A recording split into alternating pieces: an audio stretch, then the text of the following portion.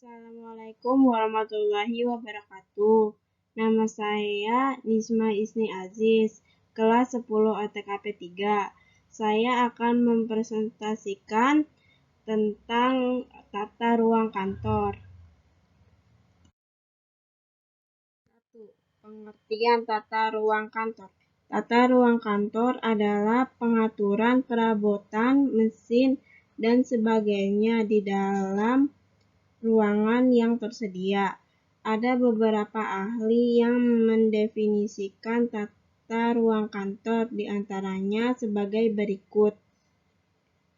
Menurut Dr. Andes Delianggi mengatakan, tata ruang adalah penyusunan alat-alat pada letak yang tepat serta pengaturan kerja yang memberikan kepuasan bekerja bagi para karyawannya. Menurut Littlefield dan Peterson mengatakan, office layout may be defined as the arrangement of furniture and equipment within available floor space, atau tata ruang kantor dapat dirumuskan sebagai penyusunan perabot dan alat perlengkapan pada luas yang tersedia. Asas tata ruang kantor. 1. Asas-asas pokok tata ruang kantor. Asas tata ruang kantor. Menurut Richard Mutter, ada 4 tata ruang pada suatu kantor. 4 asas itu semestinya harus saling melengkapi agar tercipta suasana ruang kantor yang rapi dan teratur. Asas jarak pendek. Perubahan tata ruang kantor pada asas ini maksudnya adalah menata letak meja dengan jarak antar meja tidak terlalu lebar sehingga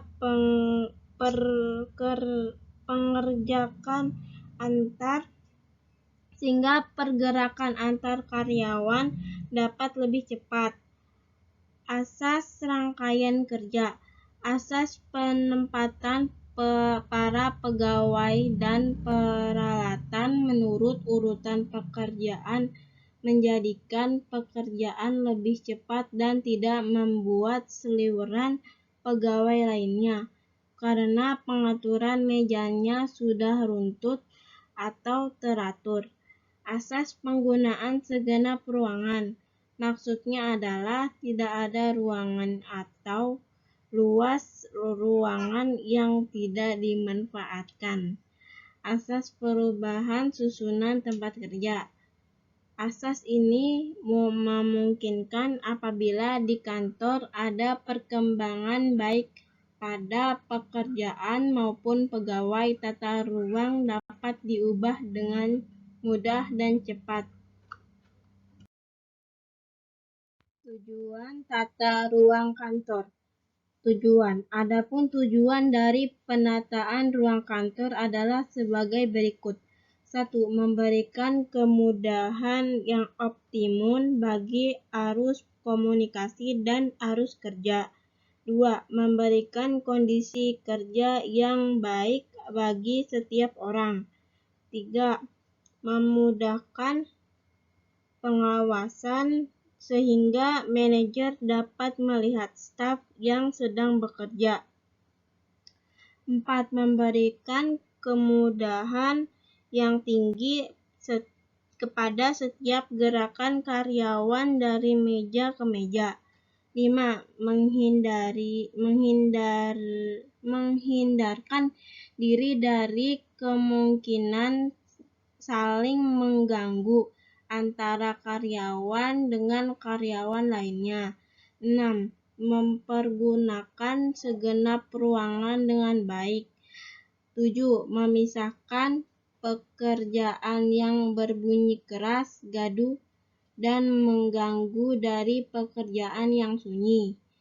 8. Terciptanya kesan yang baik tentang organisasi tersebut dari relasi dan tamu yang datang. 9. Pelaksanaan pekerjaan dapat menempuh jarak yang pendek. Jenis-jenis tata ruang kantor. Tata ruang kantor berkamar atau cubicle type. Tata ruang berkamar adalah tata ruang yang bekerja yang dipisahkan menggunakan sekat atau kamar-kamar. Kelebihan: privasi pekerja lebih terjaga, terutama untuk pekerjaan yang sifatnya konfidensial. 2. Lebih nyaman dan tenang. 3. Konsentrasi karyawan bisa lebih terjaga. Kelemahan: komunikasi terhalang oleh sekat. 2. Memakan banyak biaya untuk membangun bilik-bilik ruang kerja. 3. Kantor terlihat sempit karena banyaknya tembok pemisah.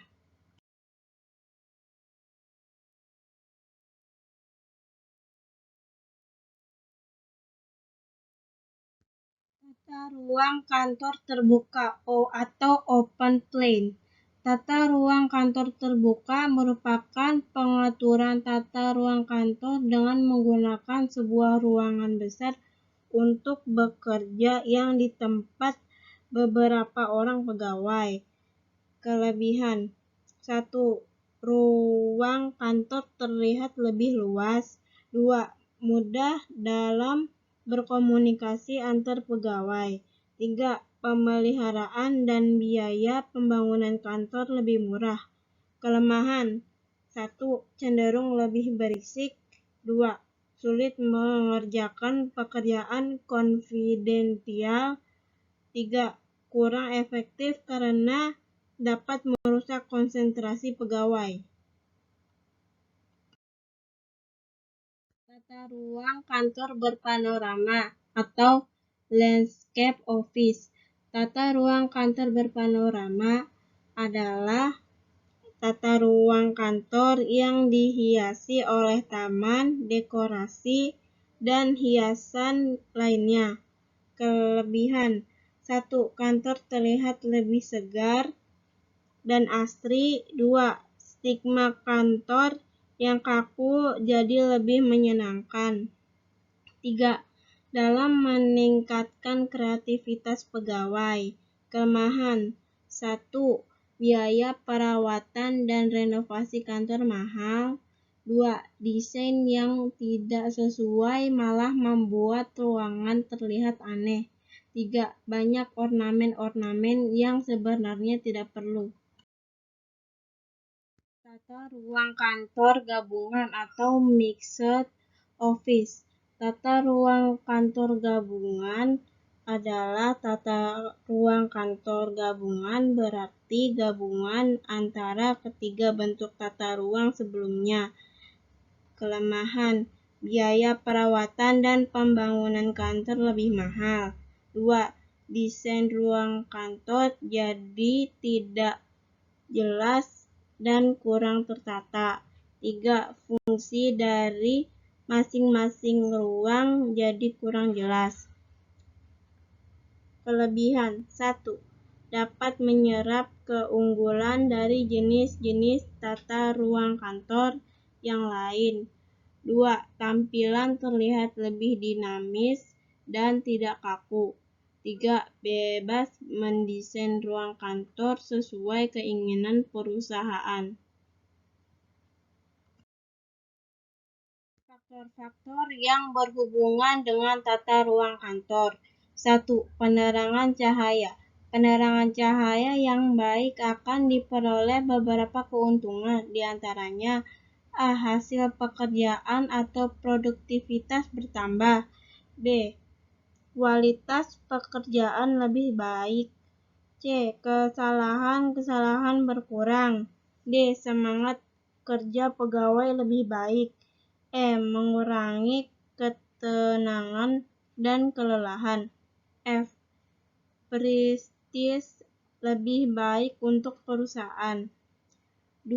Perencanaan warna. Dengan menggunakan warna yang tepat dan baik akan diperoleh keuntungan, di antaranya A. Kantor menjadi tampak menyenangkan dan menarik pandangan.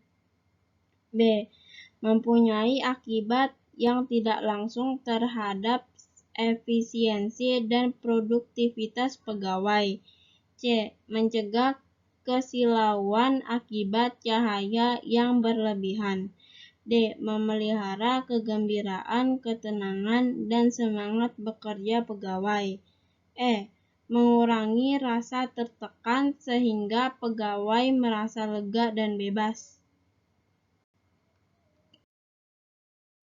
3. Perencanaan udara. Dengan pengaturan yang tepat dan baik, maka diperoleh keuntungan-keuntungan. Di antaranya A. Kenyamanan bekerja pegawai terjamin.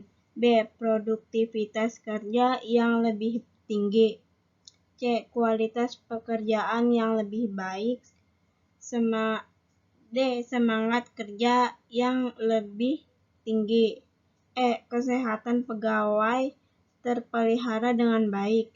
F. Kesan yang lebih baik dari para tamu. 4. Perencanaan suara. D. Dengan suara gaduh berakibat pada A. Gangguan mental dan saraf bagi pegawai. B. Kesulitan mengadakan konsentrasi. C. Kesalahan yang lebih banyak. D. Kelelahan yang bertambah. E. Semangat kerja pegawai berkurang. Hal-hal yang perlu diperhatikan dalam menata tata ruang kantor. 1. Penataan ruang kantor sebaiknya bisa memperpendek jarak tempuh antara satu bagian ke bagian lainnya, sehingga dalam pelaksanaan pekerjaan kantor bisa ditempuh dengan singkat dan lancar. 2. Semua ruangan digunakan secara efisien. 3. Penataan dari sebuah ruang kantor sebaiknya bisa untuk mempermudah pengawasan terhadap suatu pekerjaan supaya pekerjaan tersebut bisa berjalan dengan baik. 4. Penataan ruang kantor harus memperoleh kesan yang baik dari pihak luar pada saat mereka berkunjung ke kantor tersebut. 5. Penataan ruang kantor sebaiknya dirancang dengan susunan tempat kerja yang bisa diubah sewaktu-waktu jika dibutuhkan.